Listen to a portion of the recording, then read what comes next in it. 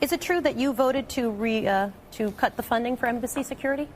Absolutely. Look, we have to make priorities and choices in this country. We have, think about this, 15,000 contractors in Iraq. We have more than 6,000 contractors, a private army there for President Obama in Baghdad. And we're talking about, can we get 24 or so people into Libya to help protect our forces? When you're in tough economic times, you have to make difficult choices. Okay, you have to prioritize things. So you're prioritizing. So when there are complaints that, in fact, that there was not enough security, you've just said absolutely that you cut. You were the one to vote against, to increase security for the State Department, which would lead directly to Benghazi. That seems like you're saying you have a hand in the responsibility to this, right? The funding of the security, if you're happy to cut it? You get it. But because there are literally close to 200 embassies, consulates, those types of things.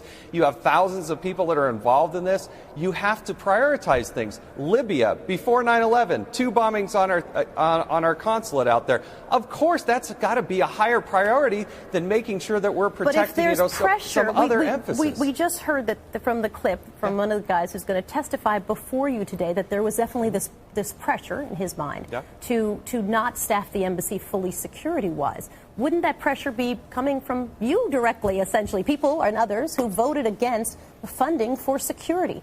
Keep it low because there's no funding for security. Well, you're also talking about a vote that never came to fruition because we actually continued at the exact same funding levels moving forward. This is a vote that happened over in the House, but remember, the Senate never got to this point, so we did a continuing resolution. So it's a red herring.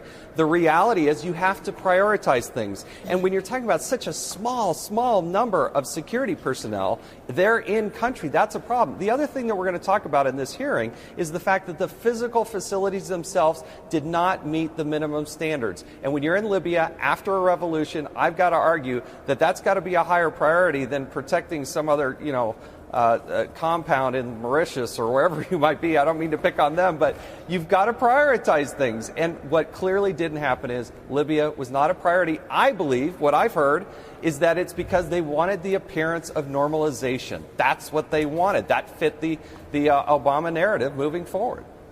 It'll be interesting to see what comes out of your hearing today. Nice to see you as always. Thank you for talking with us. Thanks, Soledad. Appreciate it.